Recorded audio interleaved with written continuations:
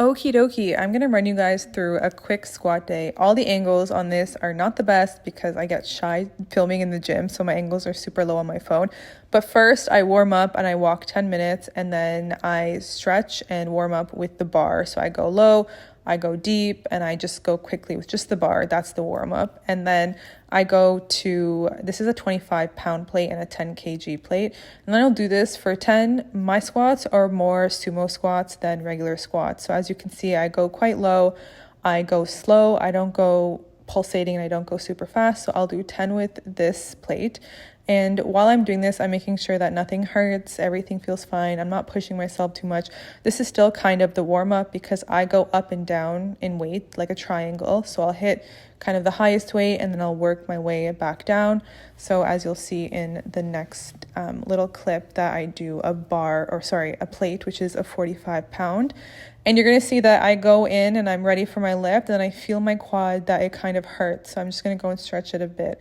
Safety and health is always number one. So I always want to make sure I stretch everything out and everything feels good. I'm not going to force too much, especially since I've had an injury before. I've torn my ACL, so don't want to push myself too much. And then I'm going to go with this. Right now, I have taken a week off of the gym at this point, so my quads are weaker, so I'm doing less reps than I would normally on this.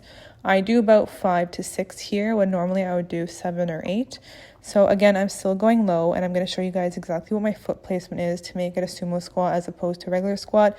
You want to hit 90 degrees when you go down, and when you put the bar back, you want to make sure both sides hit the bar, and then you can bring it down.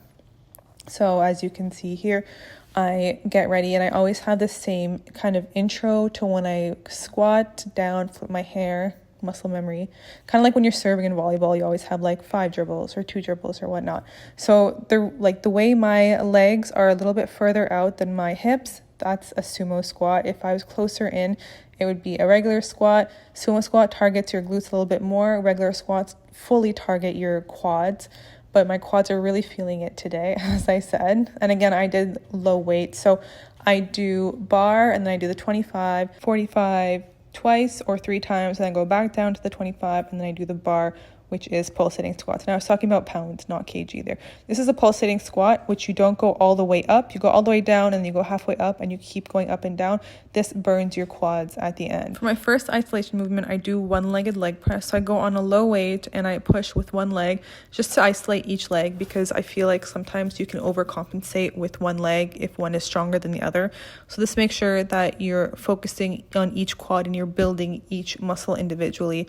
So I go right leg and I do left leg. And I do this about 4 sets for the entire isolation movement for this leg press specifically.